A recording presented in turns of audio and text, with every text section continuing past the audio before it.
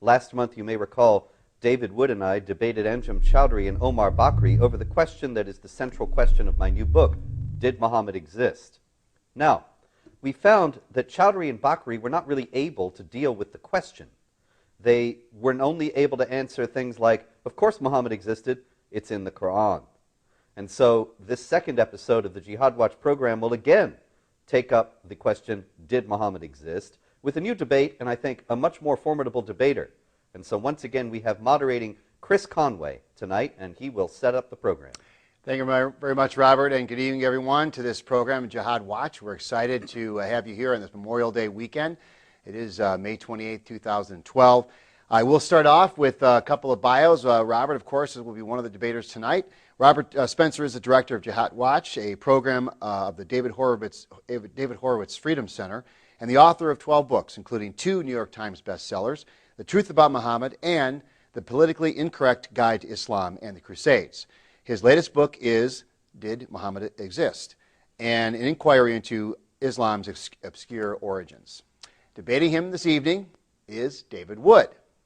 And David is the host of ABM's live talk show, Jesus or Muhammad. He's been in more than 30 moderated public debates with Muslims. And you can reach David on his blog at answeringmuslims.com. And to start this program, we'll call out to David. David, are you there? David, are you there? I see you, David, but I'm not hearing you. We're wondering if you do you hear me, David? I hear you. All right, excellent. I can hear you too. Okay, great. Well, now that we have that settled, we are going to start this program with a 12-minute opening statement by you, David, and then, of course, following you will be Robert Spencer. We'll start the clock at 12 minutes, and then about 30 seconds before that 12 minutes is up, we'll have a sound that will indicate to you have 30 seconds to wrap things up. So, David, the program is all you. The topic tonight is, Did Muhammad Exist? You have 12 minutes. You can start right now. Thank you, Chris. I'd like to thank Robert as well for his new book and for defending his position on ABN tonight.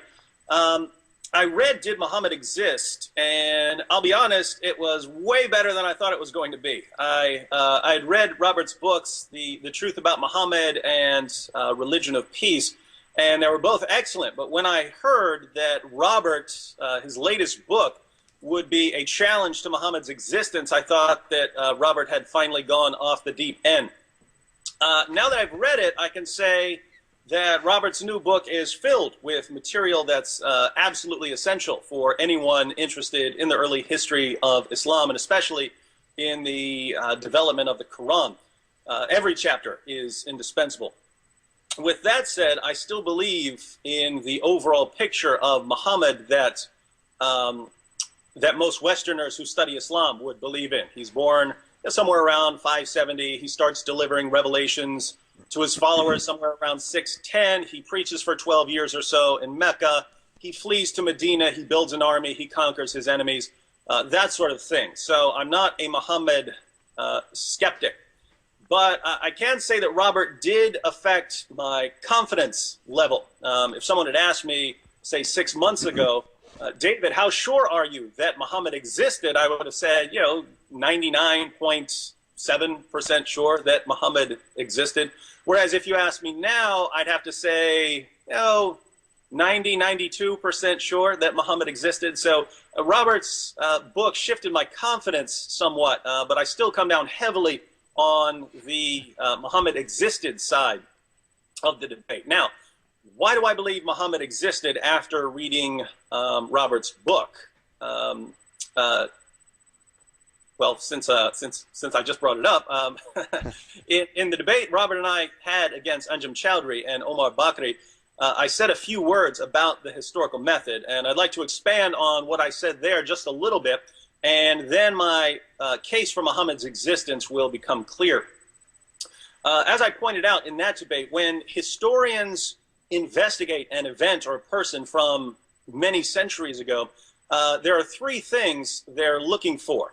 First, historians are looking for early sources that were written soon after the events they report. Sometimes we can gather reliable historical information from writings that come 100 or 200 years after an event, but we'd much rather have sources that were written within the lifetimes of the eyewitnesses. The more time that passes before someone writes down what happened, the more time there is for myths and legends to develop. So in general, the earlier the better. Second, historians like to have multiple sources. One ancient author telling you that something happened is some evidence, and depending on the author, it might even be good evidence. But it's usually not as good as having several ancient authors telling you about the same event. Having a number of different sources allows you to compare and contrast stories, and this can help you weed out bad information. So all else held equal, the more sources you have, the better. Third, historians want these sources to be independent. So think about it. If Robert and Chris and I tell you the same thing, but it's only because Chris and I are repeating something we heard from Robert, you don't really have three separate sources. You have one source, that would be Robert, two people repeat what he said. It would be much stronger if Robert saw something happen and he tells you about it, and Chris saw the same thing for himself and he tells you about it, and I saw it too, so I can tell you. Now, you don't just have one source, you have three independent sources.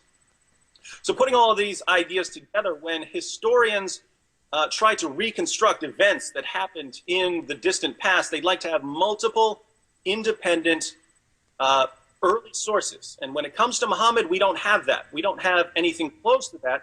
We don't have any early detailed biographical sources, let alone multiple independent early biographical sources. There is a massive gaping hole in the historical record that should be filled with references to Muhammad in the Quran, going out supposedly conquering in Muhammad's name.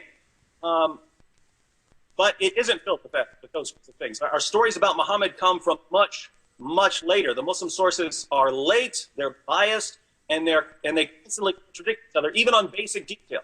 So Islam is on very shaky ground historically, and this allows someone like Robert to come in and wreak havoc on people's beliefs about Islam. But I've got some good news for our Muslim viewers. Historians often have to deal with late, biased, unreliable, contradictory sources like the one Muslims are forced to use when they want to learn about their prophet.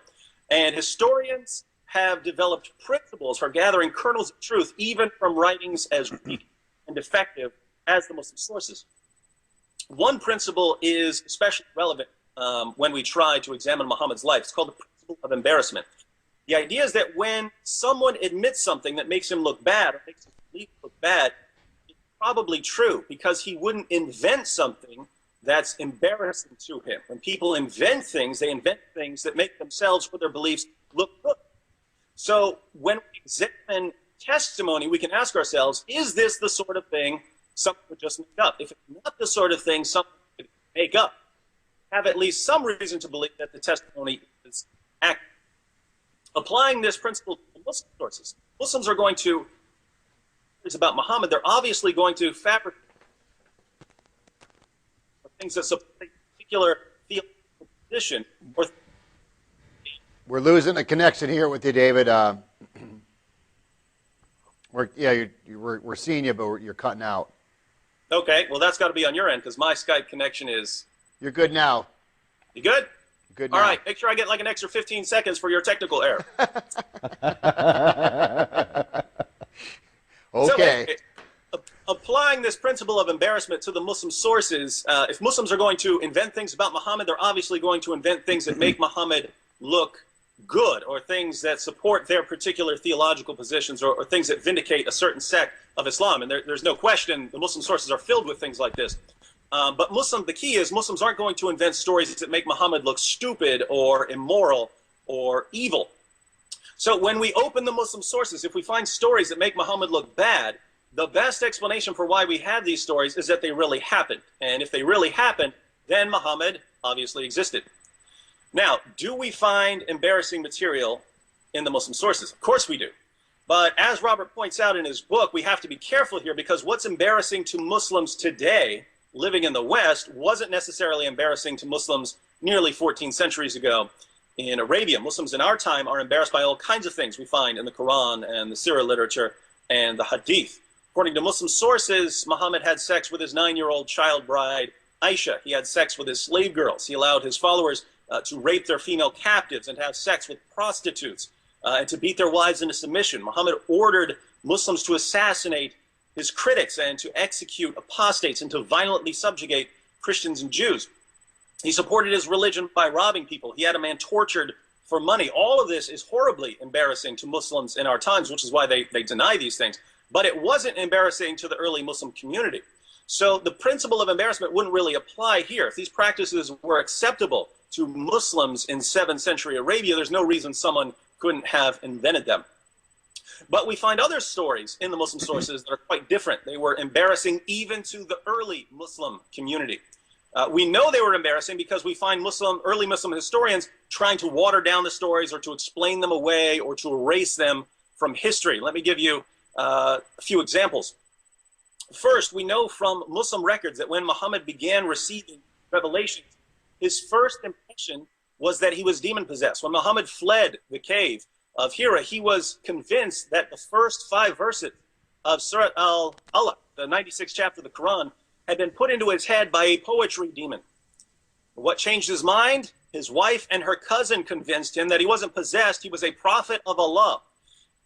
Is this the sort of story Muslims would invent if they want people to believe in Muhammad? I don't think it is. Second, we know that after Muhammad's experience in the cave, he became suicidal and tried to hurl himself off a cliff. Now, if you are manufacturing a prophet to unite the Arab people, do you think you describe him as history's first suicidal prophet? I certainly wouldn't. Third, according to our earliest Muslim sources, Muhammad delivered revelations from the devil. These are the infamous satanic verses. When Muhammad delivered the original version of Surah 53 to his followers, he said that in addition to Allah, there are 3 goddesses that Muslims can pray to, Allat, Alus, and Manat.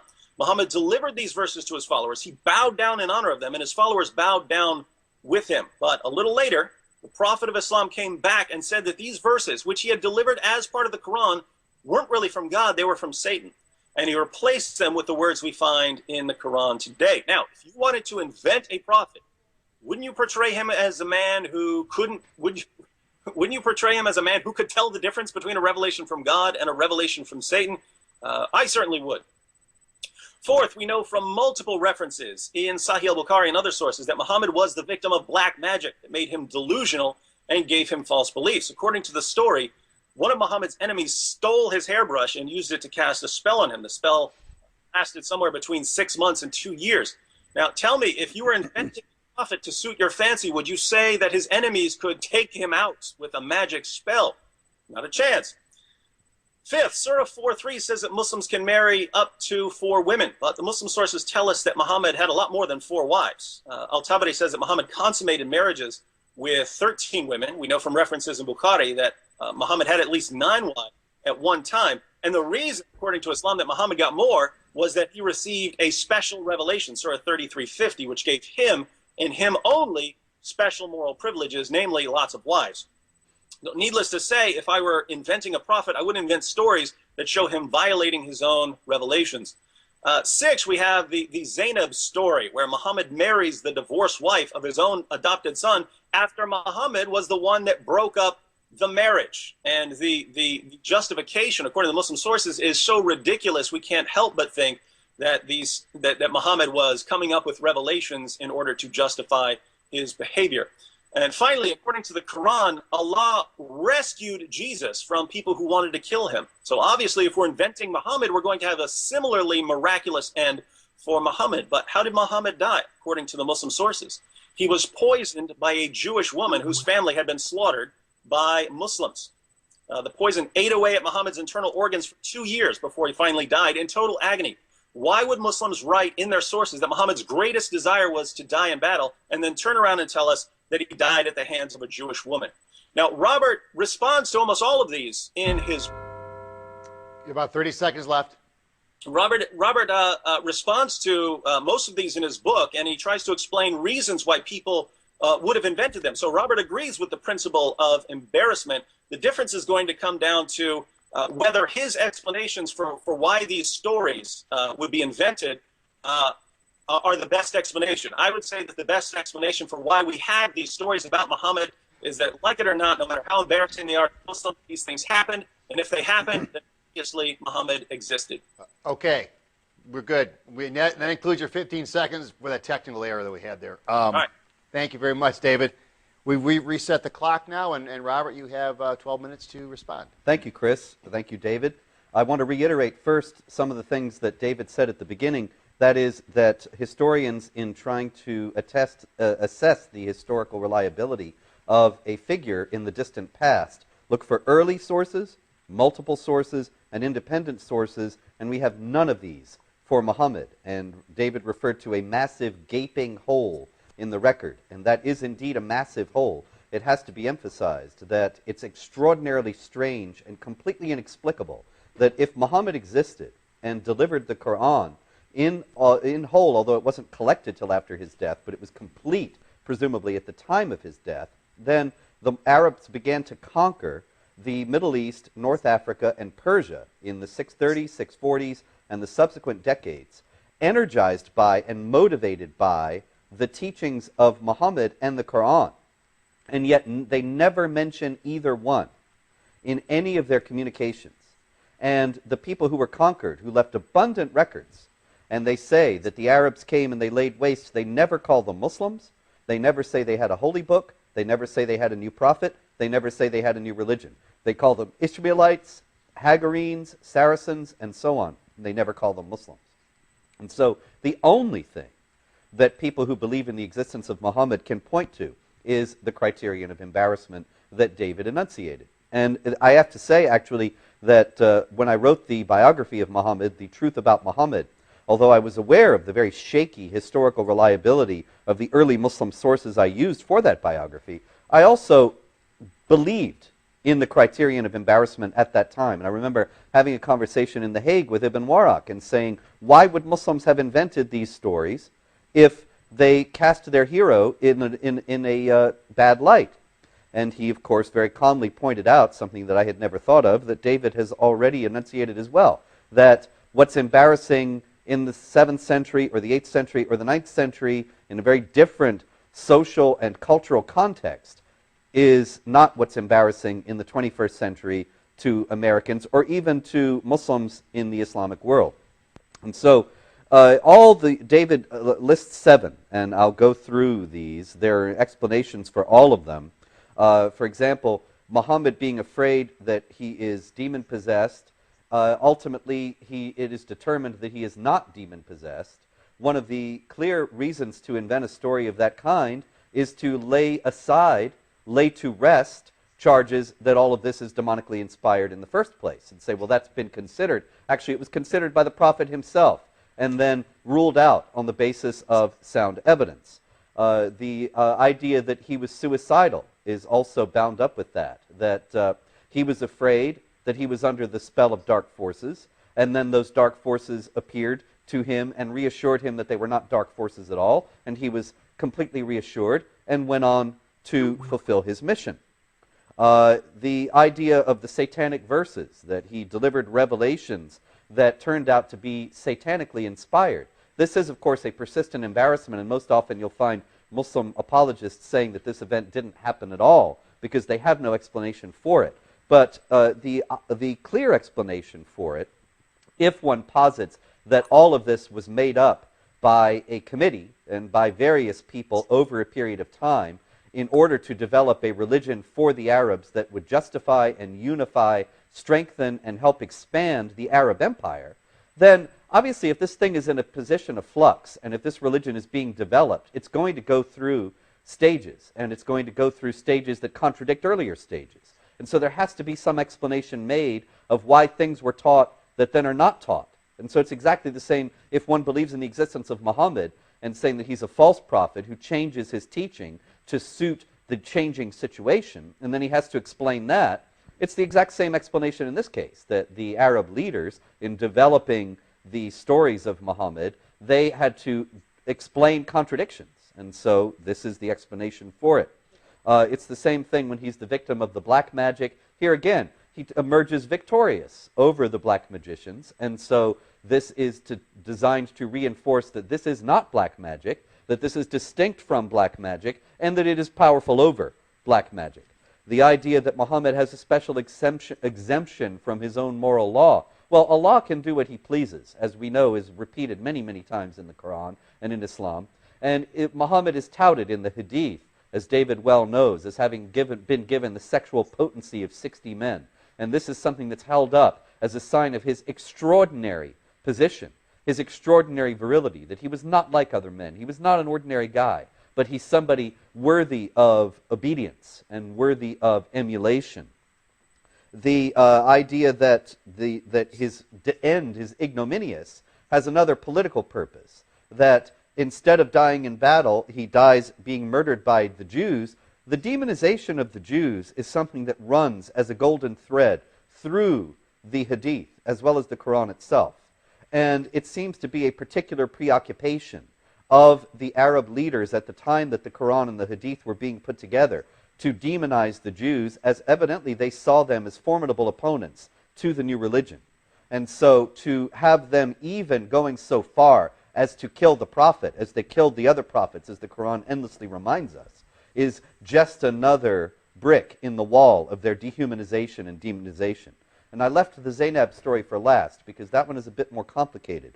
This is the most clearly embarrassing story to Muslims. It appears that even the account in the Quran, as elliptical and clipped as it is, in chapter 33, is evidence of the embarrassment. The basic story is that Muhammad married his former daughter-in-law, and evidently some of the Muslims were upset. And so Muhammad, in order to get around the laws of consanguinity, he said, well, there is no adoption. And chapter 33, verse 4 and 33, verse 37, it rules out adoption for Muslims. And Zayd, who was Muhammad's adopted son, has to go back to using the name of his father and call himself Zayd bin Haritha rather than Zayd bin Muhammad, because adoption is illegitimate, as it is in Islam to this day. Now, the thing about this story is that it ends with a very curious sentence, and that is, Muhammad is not the father of any of your men, rather he is the seal of the prophets. It's a curious doctrine in the Quran that all the prophets are blood relatives of one another. They are, as the Quran says, of one seed. And of course, as is well known, the Quran even presents Jesus as the nephew of Moses.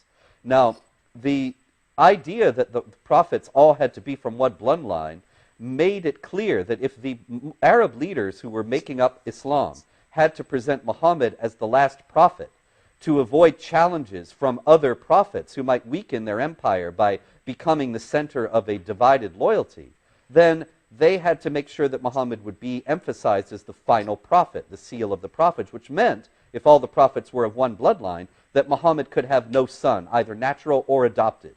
And this story was invented in order to show that Muhammad had no son, and that he even did have an adopted son, but Allah ruled out the necessity for adoption, ruled out the legitimacy of adoption, and emphasized that by giving Muhammad in marriage his adopted son's ex-wife.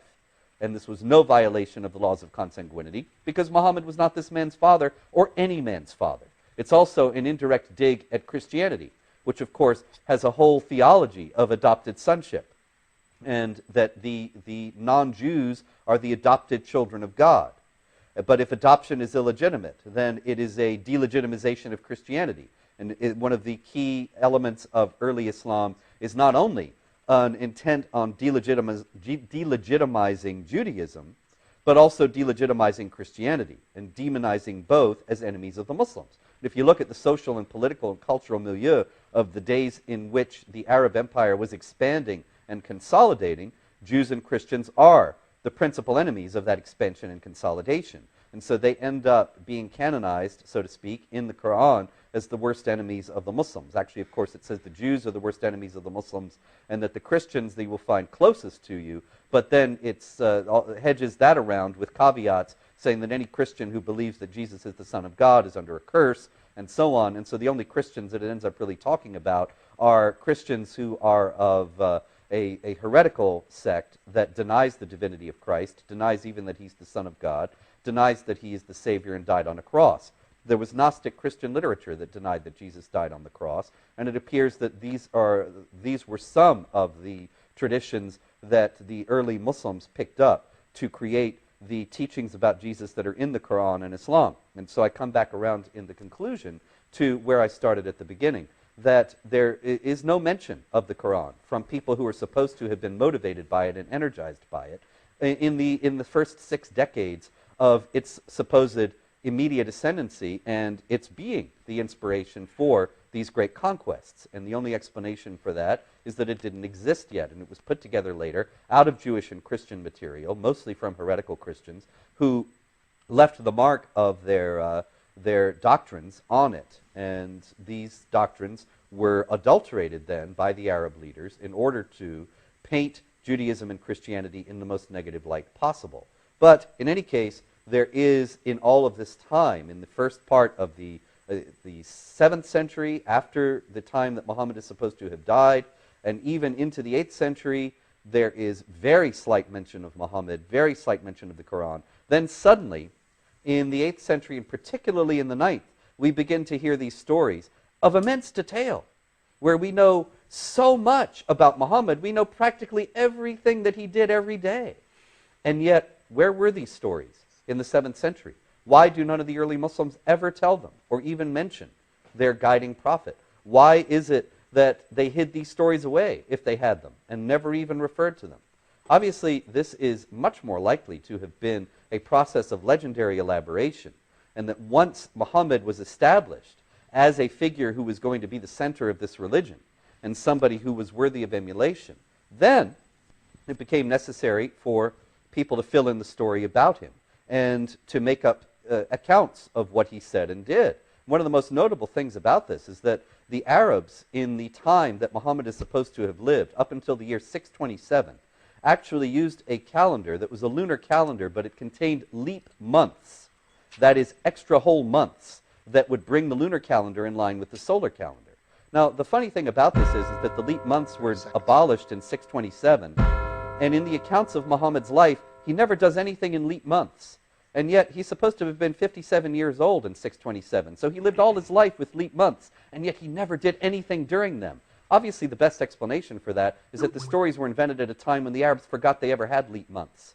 And so they never put any stories in those times. But that just shows up the legendary character of this material.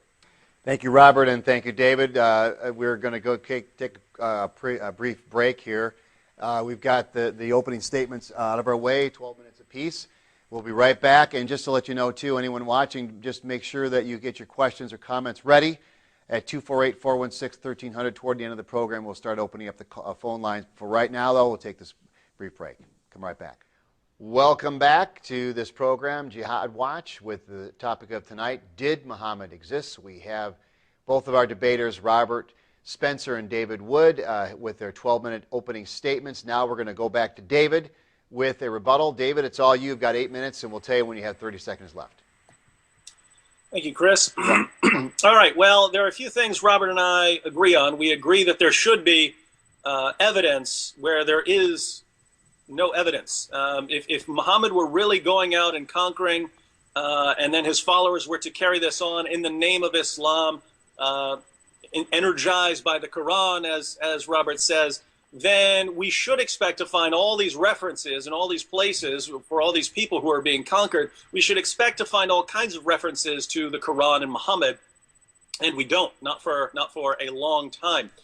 So we have to ask ourselves why. We have to ask ourselves why this is, and we both agree that that is a huge problem for the Muslim story, and we agree that there's a way of examining material like this and coming up with historical kernels of truth, and that's the principle of embarrassment. Where we disagree on here is Robert thinks there are explanations for these things, and that's the response to the principle of embarrassment. If I say no one would invent this kind of story, and you can come up with reasons why people would invent that kind of story, then you've just responded to the argument. So the question is, do Robert's reasons for why people would invent these kinds of stories about Muhammad, do they look like good explanations or the best explanations for the evidence that we have? And I would say no. If you look at the approach Robert is taking, he has a kind of means to end approach. There's something that the people who are inventing stories about Muhammad want to accomplish. There's some doctrine they want to get across, and so they invent this story in order to justify this doctrine or defend this kind of doctrine? And my response would be, I can easily come up with a different way of achieving the same end that doesn't involve embarrassing Muhammad. In other words, if the only point is to defend some doctrine, I can think of better ways to defend that doctrine without making Muhammad look bad. So let's go through these. Muhammad's first impression of his revelations is that he was demon-possessed, and he became suicidal afterwards. Robert's claim is that these stories might have been invented because people wanted to show that Muhammad wasn't a victim of demonic possession, and he didn't kill himself because he was protected or something like that, because he was exonerated in the end of these stories. Now think, if all you want to show is that Muhammad isn't getting these by demonic inspiration, why don't you just say that? Why don't you have people saying it to Muhammad? Muhammad, you're the victim of demonic possession. You're possessed. You're so horrible, something like that. And then Muhammad saying, no, I'm not. And here's my proof. Here are some miracles. Because you can invent whatever you want, right? We're inventing prophets out of thin air here, or at least with very little historical information to go on. You can invent all kinds of ways to justify and show that someone is not possessed by demons. You can have a miraculous sign, a voice of God, something like that that justifies him. You don't need to make him look like he can't tell the difference between a revelation from God and a revelation from Satan, or make him look unsure of the origin of his revelations. We have the satanic verses, and this for me, this is the most important one, because I have 37 sources that describe variations of the satanic verses story, and there's a clear pattern of development. Namely, in the earliest versions of the story, Muhammad delivers these verses to his followers. He's tricked by Satan. Satan tricks him into delivering these revelations, and then Muhammad comes back later and says, the devil tricked me. Later versions of the story say Muhammad didn't deliver the verses. Satan just imitated Muhammad and sounded like him. So he imitated Muhammad's voice, and so people thought it was Muhammad, but then it wasn't really Muhammad. Still later, people cut out all of that out, and just have the pagans bowing down in honor of this revelation. Well, why were they bowing down? According to the original story, they were bowing down because Muhammad honored their gods. But later, they just had the story about the pagans bowing down, and the context is totally taken out. And so you lose the historical core by the time you get to the great collections of ahadith. So what you have is, obviously the story was very embarrassing even at its earliest stages, because Muslims immediately start trying to water the story down and eventually try to get rid of it altogether. In fact, by the time Ibn Hisham comes up with his recension of Ibn Ishaq, he takes the story out because it was too embarrassing to Muslims. Now the question is, why would someone invent this kind of story if it was obviously so embarrassing? And Robert's explanation was, hey, these things are in a state of flux. Different people are coming up with different things.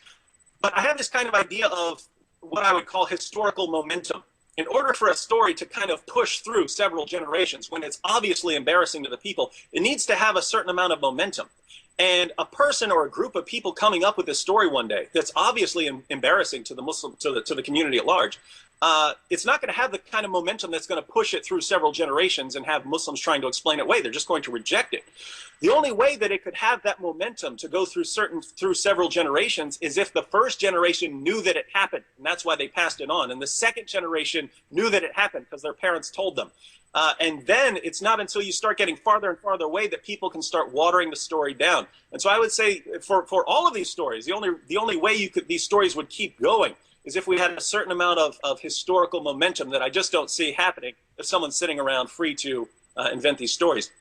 Now, the story of Muhammad as a victim of black magic, well, Muhammad was victorious in the end. Well, again, you could do that in other ways. You don't need to have, I mean, think about it. Jesus wasn't the victim of black magic, right? We don't believe that would happen to Jesus. But it doesn't occur to us to say, well, yeah, he was a victim of a spell, and he was walking around all weird and out of his mind and delusional for a year and a half, but then he was victorious in the end. Why? We don't need that. We don't need that. If we want to know why we believe in Jesus, it would have to do with things like his miracles or his resurrection. We don't need him to succumb to black magic in order to break free of it to show that we should believe in him. As far as Muhammad's extra wives, Robert says, well, this was to show that he was superior in sexual virility or something like that. Again, you don't need that. Muhammad could have had 4 wives. He could have stayed faithful to his 4 wives, to that revelation. and he could have just had a lot of sex with them. And then, of course, he's allowed to have a slave girl, so he could have 4 wives and like 100 slave girls, and that would have allowed him to stay consistent with his revelation. Instead, we find him getting special revelations that give him more partners. That if the only goal is to make him really sexually mighty, he didn't need to do that at all. As far as Muhammad's death, Robert says that the story was meant to demonize Jews. Well, you could have had him die in battle. You could have had him die in battle fighting the Jews. I mean, really being defeated after being poisoned by a Jewish woman whose family he had slaughtered. That makes me think that Muhammad's not too bright. I mean, he's eating food brought to him by a woman whose family he just slaughtered. I wouldn't eat something that was brought to someone whose family was just slaughtered, but Muhammad does. This doesn't inspire any confidence in Muhammad. So if the goal... 30 seconds. And finally, Zainab, Robert says that the point of this story is to deny that Muhammad had any children. Again, any sons. There's a way to do that. Again, you don't have to have this entire affair of Muhammad marrying the divorced wife of his own adopted son and so on. You could just say Muhammad didn't have any sons, or that his sons died, something like that. Point is, we can have all of these ends that Robert says we need. We can do that without these horrible stories that are obviously embarrassing to the early Muslim community. Okay. Thank you, David, for your 8-minute rebuttal. Now we're going to reset the clock for Robert, and we're going to go ahead and give Robert 8 minutes to go ahead and do that. Guy hearing a buzzing in my ear. I'm not sure what that's about. Are we ready to go? We're ready. Okay. Actually, none of these stories were embarrassing to the early Muslims, according to the early Muslim records, except the Zainab story. That's the only one. It has to be emphasized that all the others that David has adduced here, the demon possession, the suicidal tendencies, even the satanic verses, the black magic, the special exception for the extra wives, and the poisoning by the Jews, there is no hint in the Islamic traditions. Well, leave aside the satanic verses, that's a special case also. But there's no hint for any of the others that they were embarrassing to the early Muslims. It's just like with the story of Muhammad and Aisha, and his consummating the marriage with Aisha when she was 9 and he was 54. There's no indication that anybody looked askance at that, or that the early Muslims thought there was anything scandalous about that. That's a tale that embarrasses 21st century Muslims. As the rest of these that David has pointed out, they embarrass 21st century Muslims, but they didn't embarrass Muslims in the 9th century or the 8th.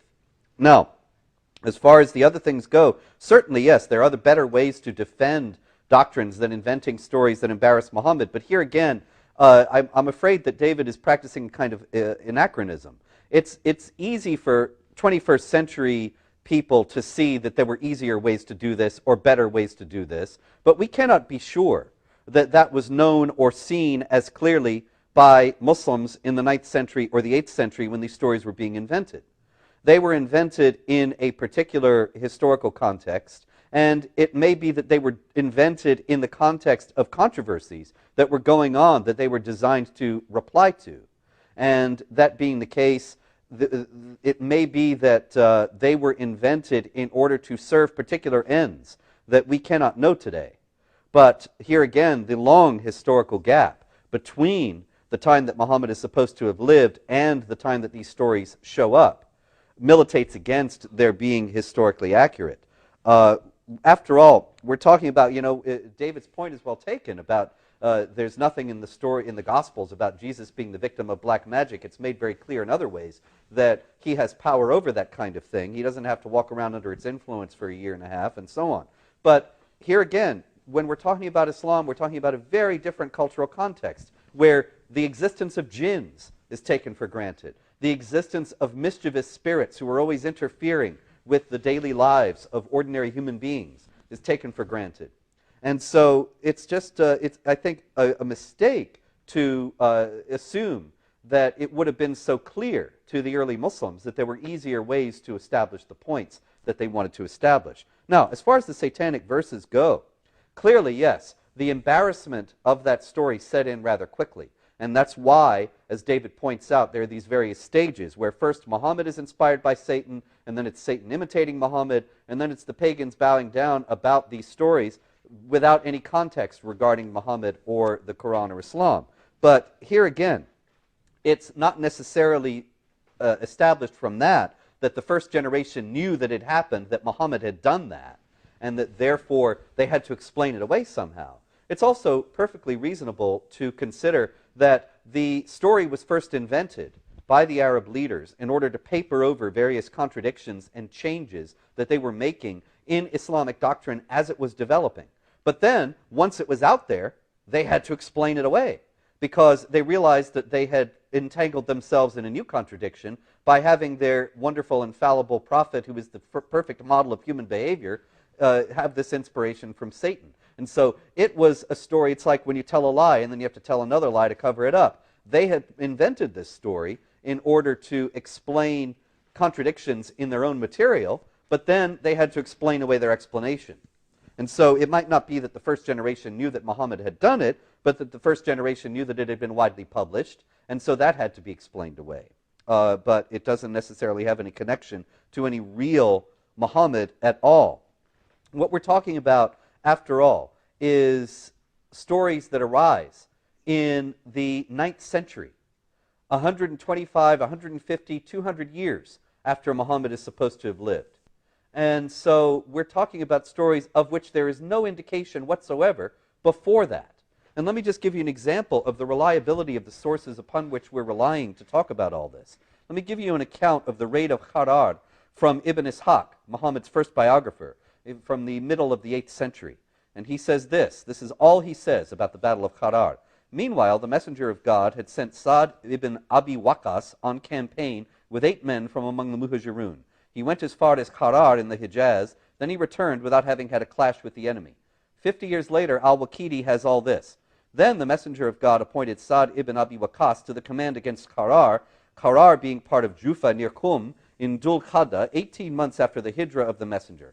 Abu Bakr ibn Ismail ibn Muhammad said on the authority of his father, on the authority of Amir ibn Sa'ad, on the authority of his father, the messenger of God said, O Sa'ad, go to Harar, for a caravan belonging to Quraysh will pass through it. So I went out with 20 or 21 men on foot. We would hide during the day and travel at night until we arrived there on the morning of the 5th day. We found that the caravan had passed through the day before. The messenger had enjoined upon us not to go beyond Harar. Had we not done so, I would have tried to catch up with it. How is it that al-Waqidi knows so much more detail about this story 50 years after Ibn Ishaq?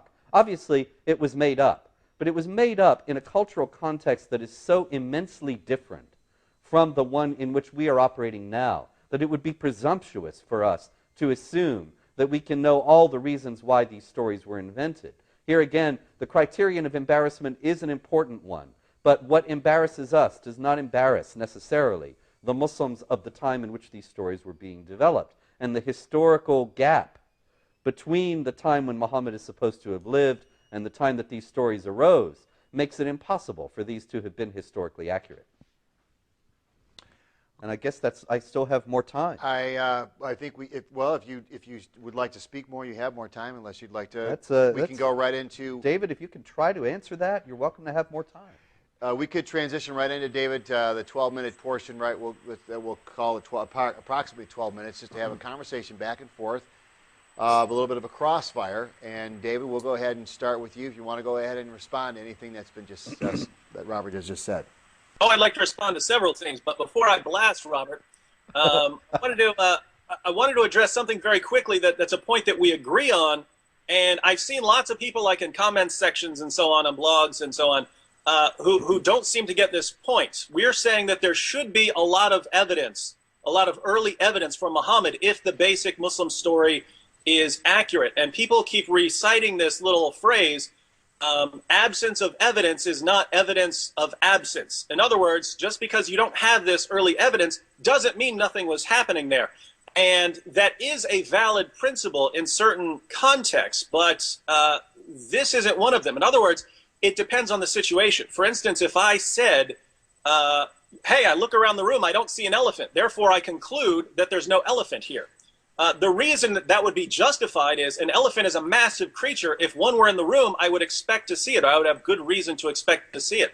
But if I looked around the room and I said, I don't see any insects, I don't see any bugs, therefore there are no bugs, that wouldn't be a fair inference, because if there were a bug behind a dresser or something like that, or under a chair, I wouldn't expect to see it. So it depends on the situation. And what we're saying about Muhammad is we're not talking about some random individual. We're talking about someone who sent out all these followers who are conquering in his name, who are doing all kinds of things. And since they're spreading all throughout Arabia and into other places, we should have lots of records of this because it was such a massive event, and we don't, and that's a problem. So, Robert, I was wondering what you think of this idea that we're unjustified in saying that there should be this evidence there because absence of evidence is not evidence of absence. Yeah, thank you. That's a very important point, and I can tell you this: if there were no records of any kind from that period, then the people who say absence of evidence is not evidence of absence would have a point, because we would say, well, we simply don't know what happened at this time, but we have all this Islamic material, we can give it the benefit of the doubt. But actually we do have an abundance of recorded information from the period in which the early Arabs were conquering. And for example, take Sophronius of Jerusalem.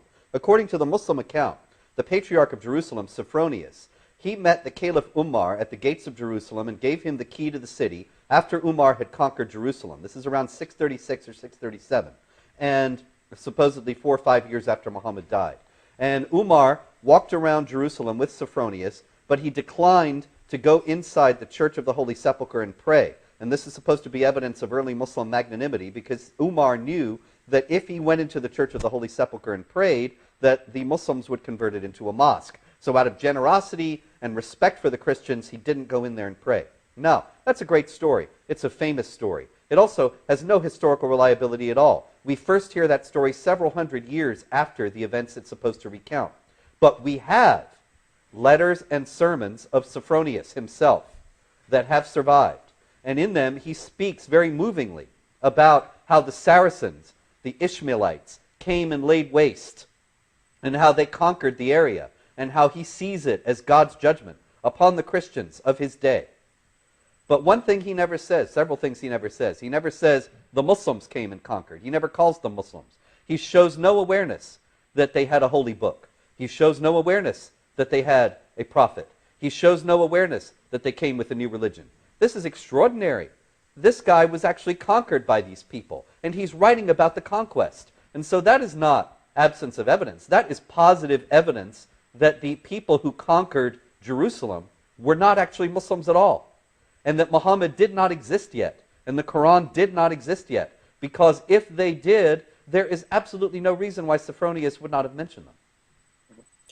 All right, Robert, now I want to address your claim that these stories weren't embarrassing to the early Muslim community, because I think they were all embarrassing to the early Muslim community. I think we're reading the sources a little differently. I'm not going off of straightforward claims that these were embarrassing. I'm kind of comparing the narrations and connecting the dots. For instance, I can open up one narration from the Hadith, and it will say, Muhammad was the victim of black magic because of a spell cast on him. And that's it. That would be the whole story. And eventually he snapped out of it.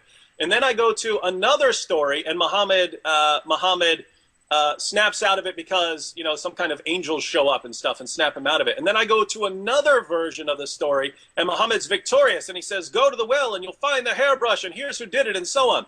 And so I have these stories in front of me, and I say, the original story about Muhammad just being the victim of black magic, you wouldn't have left out that later vindication. You wouldn't have left out that later vindication if you were aware of it. So I'm looking at this, and I'm kind of arranging them in my mind. Of obviously, the original story is, just included Muhammad being the victim of black magic, and he eventually snapped out of it and blamed someone. And then it's later stories where there's something miraculous about it, some kind of miraculous vindication. And so I reason that the early story wouldn't have left that out if there was this extra information. So I'm putting them in a historical development, and I'm saying, well, if someone's obviously inventing this extra vindication, it's because the earlier story was embarrassing to the early Muslim community. And since it was embarrassing, why would someone invent it? And I would say that's the case with all of these stories, that if you compare the different versions, you look at more and more as time goes on, they're trying to vindicate Muhammad. And if they're trying to vindicate him and defend him, obviously they were embarrassing to the early Muslim community. And therefore I wonder, if we have the freedom to invent things, why are we inventing these things that are so embarrassing that people are expanding on them through legendary development? Okay, very good point. However, it has to be emphasized that you are the one who are seeing the three different versions of the story and saying the one that simply says Muhammad was the victim of black magic has to have been the original, because it doesn't contain the justification of Muhammad. And that, however, when we come to the sources, we know that they're all just there in the Hadith. And there's no indication, actually, from the Hadith itself that that was the original version of the story. That actually could be the last version of the story. Now, why would that be the last version of the story? Well, there are any number of reasons. It could be a fragment. It could be an abbreviation. It could be something that was put there for some other reason. But the idea that that was necessarily the original version of the story, and that the elaborations justifying Muhammad came later, that is something that you are imposing upon the evidence from without. Because actually we have no way of knowing what the original version of the story was. All of the stories are late. All of the stories come in material that suddenly is part of this sudden proliferation and explosion of material about Muhammad that arises in the 9th century, when actually before that we don't know anything about him at all. It also may be that the figure of Muhammad in the Hadith and in Islamic tradition in general is a composite of several figures, and that material was taken from material about other people who may have done some of the things that Muhammad did, or Muhammad is said to have done, and who may have actually left traces in the memory of the people who are recounting. These things were not invented out of nothing. The Arab leaders, when they invented Islam, beginning in the 690s and stepping up in energy in the 8th century and particularly in the 9th century, they didn't just sit down and make these things up out of their heads. They used existing material. We can see very clearly in the Quran that they used existing Jewish and Christian sources primarily. But also in the Hadith, it is very likely that they drew upon accounts of various figures, various heroes, various famous figures among the Arabs, and used them to create Muhammad. And so it's possible that these things, that it might be that that was the original version of the story, but even that wouldn't get you any closer to a historical Muhammad than we already were to start with. All right, now I want to point out a kind of shift in your methodology. When you were initially responding to these embarrassing stories, you were saying, here are clear reasons why someone would invent these stories. And now you're saying of at least some of the points, the embellishment on the story of the black magic and so on, that we just don't know. There could be a reason why things are reversed and not the way they appear in my mind. There could be a reason, and we just don't know it. Well, that goes into me weighing these options. If I sit here and I say, here are various accounts, and I can put them in a certain order, and it makes perfect sense why they would develop in that way. In other words, Muhammad really was not necessarily the victim of black magic. I don't necessarily believe that was true. But he was acting weird for a while. He snapped out of it, and he says, someone cast a spell on me, in order to explain why he was the victim of this black magic. Later Muslims saw this as kind of an embarrassing story, and they wanted to attach various miraculous endings onto the story. I look at that and I say, that makes sense. I can understand that historical development. So now I have something that makes perfect sense in my mind, but it presupposes that Muhammad existed. In other words, if that account is correct, it involves Muhammad's existence as the sort of start, as the beginning of that process. Your response is, well, you don't know that the short version that doesn't have a miraculous ending, that could have been the last, and we just don't know why. We just don't know why that is. Well, now I can't even make sense of it. And I will grant, just to be clear, I will grant that it's possible. I grant that lots of things are possible. But if I have one hypothesis that's very clear and involves a clear progression, and I can understand each of the steps, and I understand why these things happen, I understand the progression, and then the alternative is something I say, well, I can't make sense of that at all, but maybe it's true. Well, I'm inclined to go with the one that makes sense. I'm inclined to go with the one that makes clear sense in my mind. And I want to point out, it's not just this one story. It's not just this one story. If it were one story, if we had one story to deal with, or two or three, then I might say, maybe we could explain these things away. But when we have a ton of stories, I look at this and I say, that is not the picture of a prophet I would ever want to come up with. And to say, well, maybe they saw things differently, when I can't understand why anyone in his right mind, out of his right mind would invent these things, then I have to go with what makes most sense. And what makes most sense to me is these things happened, they were embarrassing, and later Muslims tried to explain them away. Sure, absolutely. That is a possibility. The thing is that one thing I would caution you about is that what makes sense is not necessarily what happened, especially when we're dealing with this material. This is extraordinarily strange material, and there are all sorts of oddities about it. And I'm not sure that making sense, it might be, but I'm not convinced myself that making sense is a compelling argument in this case because of the strangeness of this material. And I would say I don't think there's a shift in my methodology at all. These things, I think, in a tremendous degree were invented. Actually, as you know, the Muslim scholars themselves, in explaining the forged hadith, acknowledge that a huge number, I mean, we're talking hundreds of thousands, like the 297,000 hadith that Bukhari collected and then rejected as inauthentic, were manufactured for political reasons, for political motives. And that the only criteria by which he decided that the 3,000 that he did use were authentic was the chain of transmitters, which of course could just as easily be forged as well as the story. And so we're talking about a huge proliferation of material that's acknowledged to have been forged for political reasons. And all I'm saying is we might be able to discern the reasons why various stories were developed in some cases. We might not be able to tell why stories were developed in some cases because we don't have all the information at hand. And it may be that some of them refer to historical figures who were used to make up the figure of Muhammad, but the yawning historical gap between the time that Muhammad is supposed to have lived and when these stories first appear make it very unlikely that, however embarrassing they may be and however much your reconstruction of events makes sense, it still is very unlikely that they refer to a historical Muhammad, because if they did, then one would expect, as we have discussed, there to have been some mention of this fellow long before we ever hear anything about him. Okay, we're going to have to sneak in here a quick break. Robert and David, thank you for the continued ongoing discussion here of tonight's topic, which is, did Muhammad exist? We'll be right back with closing statements. And again, just stay tuned with your calls at 248-416-1300. We'll be right back after this brief break.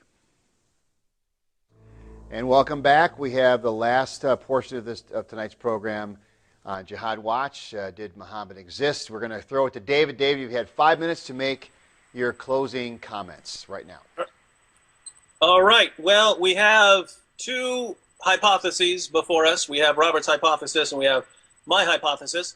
And each one kind of has something going for it, and each one has a significant problem. So Robert's view is that the Muhammad we're familiar with, not necessarily the Muhammad that Muslims believed in who actually talked to the angel Gabriel, but in general, the sort of Muhammad you'd read about in the Encyclopedia Britannica or something like that, that Muhammad didn't exist. And what Robert has going for him in this case is this big gaping hole where there should be all kinds of evidence about this person, and it's just not there. So we would expect to find evidence. We don't find the evidence. That's a problem for the hypothesis. The problem I see with Robert's hypothesis, as I've said, is that ultimately it requires me to believe that someone was inventing things, and they invented things that I just can't come up with any explanation. Robert says, well, it doesn't have to make sense. It might not make sense. Well, yeah, but I mean, if I'm just going to say, hey, this doesn't make sense, maybe it just doesn't make sense, then I've ceased trying to come up with a good explanation of things. So I'm looking back at these stories and I'm saying, is there any earthly way I can see people inventing these things? So at some point in history, Robert's story requires me to believe that some people somewhere were making a list of things, making a list of stories, writing their stories, and they say, let's say he had sex with a 9-year-old girl. Let's say he allowed his followers to have sex with captives. Let's say he allowed his followers to have sex with prostitutes. Let's say that he enslaved people. Let's say that he tortured people for money. Can I imagine a reason for inventing these stories? And the answer is yes, for those stories. I can imagine, since these were accepted in 7th century and 8th century Arabian culture, I can imagine someone inventing these things. But the list keeps going, my friends. And then I start getting to stories where, wait a minute, why are you telling me that he believed he was demon-possessed? Why are you telling me that he was a victim of black magic? Why are you telling me this guy's standing on a cliff about to jump off? Why are you telling me that he violated his own revelations? Why are you telling me that he married the divorced wife of his own adopted son? Why are you telling me that even though he admittedly wanted to die a martyr's death in battle. He was killed by a Jewish woman whose family he'd slaughtered. Why are you telling me these sorts of things? Why are these part of this story? Why were these added? And I can't come up with an explanation. Robert has offered some possible solutions. There is a possible reason, but when I think about it, I think, hey, I can come up with better ways of achieving that goal if that was the goal. So I am trying to make sense of these things, and I'm looking at the total picture and saying, there is no way anyone would come up with this figure Muhammad, to unite Arab culture. I mean, obviously these things were very embarrassing to the early Muslim community, at least in several of the instances. Why would someone invent this when they can invent other things that would make him look very good? And I don't see a clear answer to that. And so I look at the theory, and now I'm looking around for an alternative. What's the alternative to Muhammad not existing? Well, Muhammad existing. And so the question is, can we look at Muhammad and say, yes, he existed, and yes, he did some of the basic things that are attributed to him, and yet can we explain this big gaping hole? Why is there so little evidence? Why is there so few references to the Quran for so long? Why are there so few references to Muhammad for so long? And I think we find the answer in the Muslim sources. We didn't really talk about this, but in the Muslim sources you find that Muhammad, when preaching his original message, wasn't very successful. He won several dozen followers after about 12 years of preaching, several dozen followers. Not exactly a Billy Graham crusade. It's only when he turned to other methods, namely, people join me, we'll go out, we'll conquer the unbelievers, we'll rape their women, we'll take their booty, I'll take a fifth, you take the rest, this is how we're going to do it, and the religion grew like wildfire. But in the Muslim sources, we find these Muslims, these converts, constantly complaining, why aren't we getting more money? Hey, you said we'd get a bunch of money, why aren't we getting it? They're constantly complaining, which shows they weren't really interested in Muhammad. They weren't really interested in Islam. They weren't really interested in the Quran. They were in this to go out and conquer and fight and subjugate people and get lots of stuff for themselves. And so if these are the people really that went out fighting, this army of people who are concerned with war booty, then we wouldn't expect to find lots of information about Muhammad or the Quran because they just didn't care. And it may have taken several generations of people kind of brainwashing their children. Muhammad is the great moral example, and you must talk about him all day long. You must talk about the Quran all day long. It could have been several generations before that mindset set in. And so we're looking at these two hypotheses. I don't think Robert's hypothesis accounts very well for the embarrassing material. It accounts very well for the gaping hole. And the question is, does Muhammad's existence, can we account for this gaping hole? I think we can, just by understanding the Muslim sources, that there was not a lot of emphasis for a lot of people on believing Muhammad. The emphasis was on. So again, we're weighing the hypotheses. One of these hypotheses makes more sense to me than the other, and so I conclude that Muhammad existed, and that would be my case for Muhammad's existence as the best explanation for all the data. Robert and I, at the end of the day, we're working with the same data. It's going to come down to what we place more emphasis on. Do we place more emphasis on having early sources? Do we place more emphasis on the principle of embarrassment? That can affect our answers a little, but we are coming down to different conclusions here. That's my case for why I believe Muhammad existed. Okay, thank you, David. Very good use of your 5 minutes. And at this point, we'll reset the clock for Robert for his formal final conclusion. Then we'll go to our caller. So, Robert, go right ahead.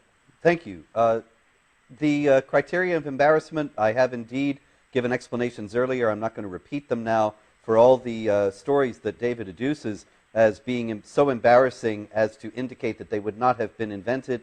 There are various explanations as to why they would have been invented. And then there are some things that we simply cannot know. David says that, well, it's if something just doesn't make sense and then I have an explanation that makes sense, I'm obviously going to go with the explanation that makes sense. That's perfectly reasonable. And in ordinary circumstances, that would be exactly what I would advise. But these are not ordinary circumstances. There is a great deal that is absolutely inexplicable about this material. I don't know if you can see this coin, but it is in my book, Did Muhammad Exist? And it is a coin from Syria from the 680s. And on one side, it says Muhammad. And on the other side, it's got a picture of a ruler holding a cross. Now, anybody who knows anything about Islam knows that Muhammad is supposed to have said that Jesus will come back at the end of the world and break all crosses. And the Quran says that they did not slay him or crucify him, but it appeared so unto them. Now, why, if the early Muslims knew that Islam abhors the cross and rejects the cross and is the enemy of the cross, why would they mint coins that said Muhammad and had a cross on them? There's just no explanation for that. We can surmise that the word Muhammad was being used at that time as a title, the praised one, and being applied perhaps to Jesus or perhaps to the ruler depicted, but that it was not clearly the prophet of Islam, or there wouldn't have been a cross. Also, I'm afraid that David, for all his marvelous argumentation tonight, entangled himself in a contradiction right at the end when he said that it may be that the followers of Muhammad were simply interested in conquest and in booty, and so they didn't really care about Muhammad. And so they went out and they conquered and they didn't talk about Muhammad. And that all makes sense. But then later, he said, after having it being drilled into them generation after generation that Muhammad is the excellent exemplar and the perfect model for human behavior, they started talking about Muhammad. Well, wait a minute. If they didn't value Muhammad, then why did they drill it into their children that they had to emulate Muhammad? And if they didn't care about what Muhammad said and did, so much so that they never mentioned him, then why did they save all this incredible proliferation of material about what Muhammad said and did, and yet never give any hint that they actually had it? I think that's far harder to believe than that Muhammad was a figure who was invented in the 8th century and the 9th century. If Muhammad existed, then the people who came out of Arabia and conquered, even if they didn't care about him, we're supposed to believe now that they put away these stories in a trunk somewhere and saved them or memorized them, but never mentioned them and never gave any hint of their existence until much later. That seems to me to be absolutely inexplicable. Why, if they saved them, would they not mention them? And why, if they didn't value them, would they save them? Also, we know that the early caliphs, according to Islamic tradition, Abu Bakr was such a fanatical follower of Muhammad that there was nothing that would shake his faith. And there are many stories about that in the Hadith. Umar and Uthman were second only to Abu Bakr in fanaticism. After that, you get Ali, the son-in-law of Muhammad. You get Muawiyah, who was the son of Abu Sufyan, who was Muhammad's great opponent, who was defeated by Muhammad and then converted to Islam. Muawiyah was raised a Muslim. Why, in all this period, when these people who knew and loved Muhammad were the leaders of the Muslim community, and they were the ones who were supposed to be in charge of the Muslim community, they never mentioned Muhammad? Not only that, we have an inscription on an official building in Gadara from the time of Muawiyah that mentions that it was built during the time of the caliphate of Muawiyah, and yet it's got a cross at the beginning of it. Here again, Islam abhors the cross.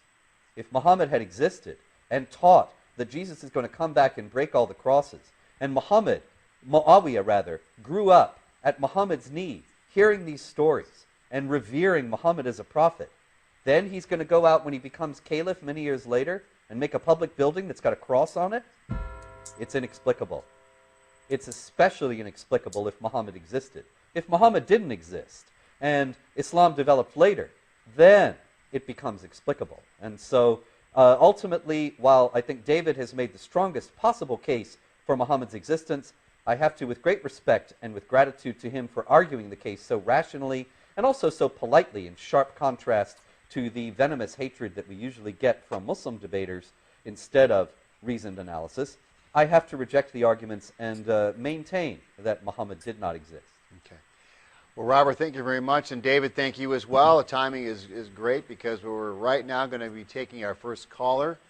And I didn't catch the name, but Ricky from the UK. Ricky, go ahead and give us your question. Who is it directed to? Hello, my question is to Robert Spencer. Robert, is it not possible that Muslims may have destroyed or burned all evidences of Islam to get a standardized version? To get a standardized version, yes. Well, that's actually the standardized version story. That in 656, Uthman, the caliph, is supposed to have gathered together all the people who memorized the Quran, and they wrote down, it was written down rather, all the pieces of the Quran that various people had memorized, and then Uthman burnt the variants. But then you have a standard story. You have a standard Quran. Uthman is supposed to have distributed that Quran to all the Muslim provinces, And this is in the year 656. And yet, even during the continued conquests after that, there is no mention of the Quran. No mention of the Quran from the Arabs, no mention of the Quran from the people they conquered. The people they conquered never say, and they came with a holy book that they said was the new book of God. And the Arabs never give any hint that they have any holy book. For another 50 years. Only 50 years later do you start hearing about the Quran. And even then it's very curious how you hear about it, because you don't hear about the Quran as such. Various non-Muslim writers start mentioning, only at that time, at the beginning of the 700s, that the Muslims have a holy book, this Quran. But one of them, notably, he says, they say they have a Quran and they have another book, Surah al-Baqarah. Now, Surah al-Baqarah is the second chapter of the Quran, the chapter of the cow. You never refer to a chapter of a book as a separate book, unless it is a separate book, unless the whole thing hadn't been collected together at that time. And yet that's 50 years after it's supposed to have happened. So there is a standard account, but the standard account just simply doesn't hold up historically. Okay, David, would you like to respond at all to that? Yeah, I'd just like to add that, as Robert points out in his book, there were actually, even according to the standard Muslim accounts, if we believe the standard Muslim accounts, there were two stages of let's destroy the earlier evidence and put out our new versions. You had, of course, during the reign of Uthman, gathering the materials together, burning them all, and so on, putting out their standard edition, but also later under the Abdul Malik and Hajjaj ibn Yusuf, doing the same thing again, according to certain Muslim sources. So, I mean, Muslims aren't aware of this, and it's kind of disturbing, given every Muslim you go to has this idea, perfect preservation down to the letter since the beginning, since it was handed to Muhammad. And even if you go to the Muslim sources, that's absolute nonsense. And if you then conclude that these sources are reliable, well, now we're in Robert's position, and we don't have anything to go on with anything in the early Muslim community. Okay. We have Isa online. And Isa, who is your question directed to, and what is your question? It's more of a comment than a question, Chris. Thank you. I'd like to say good evening to Robert, David, and take a few seconds to pay homage to the men and women who died so we could have a TV show like this on this Memorial Day. And you gentlemen certainly have done your homework, and I am not tickling your ears. Give credit where credit is due. And whether Muhammad existed or didn't exist, to me is really irrelevant. But it prevailed on thousands and millions of people. And even nations, believe in this, and they're willing to die and willing to put their life and kill for it. And, whether he existed or not, I mean, it will only prevail for those people who are knowledgeable and literate. Remember, my brothers, Satan will always use reverse psychology, try to divide and conquer, and remember that knowledge speaks and wisdom listens. And I don't know how to put this in words, but I mean, we see, everything that's been written in Scripture coming to pass. Remember, if the prophet speaks for me, the Lord said, in time you'll see it will come to pass. And, again, I'd like to pay homage to Robert and Chris and Dave. And, gentlemen, you're doing a fine job, and God bless you and keep you safe. God bless you. We appreciate that. Can I just say one thing? Absolutely. I would just like to say, with respect, I thank you for your kind words. I do think it's a relevant question. It's a relevant question precisely because so many Muslims believe this. And the truth is always relevant. There are efforts right now being made to translate this book into Arabic. I also hope to get it translated into Farsi, Urdu, as many other languages that Muslims speak around the world as I possibly can. I'm trying to get Muslims to reevaluate this question and to think about it rationally. We saw in the debate last month with Anjem Chowdhury and Omar Bakri that it's very hard to get Muslims to consider this rationally. But if they step back, and I think that human nature is everywhere the same, and one God did create us all, and so it's not impossible that Muslims can consider this issue, and perhaps it would lead them to see that the jihad warfare and subjugation of unbelievers that they are pursuing, that they think that Allah wants them to pursue, is something that maybe they should reevaluate. And that is one of the chief hopes that I have for this book. David, your comment at all? Yeah, I just wanted to agree. Well, at first, I wanted to agree with the caller who pointed out that on this Memorial Day, I didn't even make the connection in my mind that this is Memorial Day when we remember the people who died to make this possible, because this Yes. wouldn't be possible in certain places in the world, as everyone knows. But also, yeah, I agree with Robert on the importance of this topic and the book and the discussion and the debate, because there's a massive gap between what's going on at a scholarly level in Islamic studies and what people know, the popular level. And in Christianity, you don't have that kind of gap. Whatever happens at the scholarly level, people put it out. Either people against Christianity or people on the side of Christianity, they discuss it at the popular level so people can find out what's going on. So you can go into any Christian bookstore and find discussions made for the popular level of what's going on at the scholarly level. In Islamic studies, there's what's going on at the scholarly level, and it never reaches people. It never gets down to the average person. And if the average person wants to know about it, it's very, very difficult to find out about these things, which is why we discuss these things in debates, and especially someone like Robert puts this material into books so that the discussion can get going, because even though, as Robert pointed out, it is very difficult to have discussions with certain Muslims, I also know for a fact that there are Muslims out there who are interested in the truth, but they've been fed bad information all their lives. And so for those Muslims out there who want to base their decisions on accurate information, we want to make that available to them. And if those Muslims are watching this show right now, they have a few minutes left to call at 248-416-1300. We do have another caller. Marlene, tell us who your question is directed to, and what is your question? Yes. First, thank you, gentlemen, for all this effort that you're putting on these shows. And my question is for Robert Spencer. I wanted to ask him if he considered the story about the Nestorian monk Bahira and his influence in making Muhammad. And I noticed also that Muhammad had a different name that is mentioned. I forgot the name, very tough name. And my second request is to have Father Zakaria have an opinion on this book and a notation. I would be very interested in seeing how he would look at this interesting book that I'm definitely going to buy. Thank you so much. I'm just going to listen. Thank you, Marlene. Thank you. The story of the Nestorian monk, Bahira, I actually recount that in detail in my biography of Muhammad, The Truth About Muhammad. But it's a story from the Sirah of Ibn Ishaq. The Sirah of Ibn Ishaq was written in the middle of the 8th century. And there is, as we have discussed already, no indication that any of this material existed before that. Now, that being the case, why would Muslims invent the story of Muhammad meeting Christians and meeting particularly Christian clerics? And that is, I think, probably because the Muslim literature, the Quran particularly, contains so much Christian material. As I said before, this was put together from existing sources.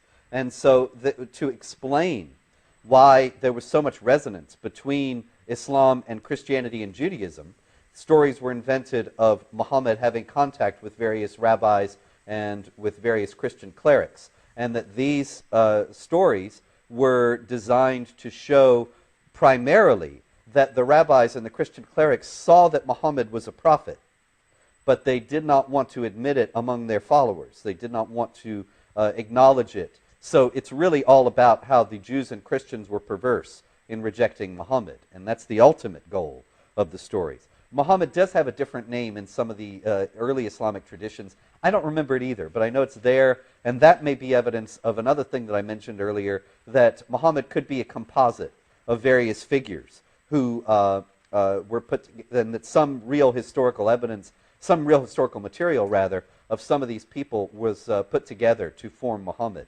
I also wanted to mention, as David had been talking about the scholarly level and the popular level in this, my book is designed to be a popular presentation of work that has been done by several courageous scholars for generations, notably Christoph Luxemburg and some others who are all credited in the book, of course. The Inara group in Europe is doing tremendous work on this, And that has to be mentioned. I would like to call attention to the work of groups like the Anar Group, because as scholars, their material generally stays among scholars and is discussed among scholars. And this book is an attempt to bring these things out into the wider public discourse.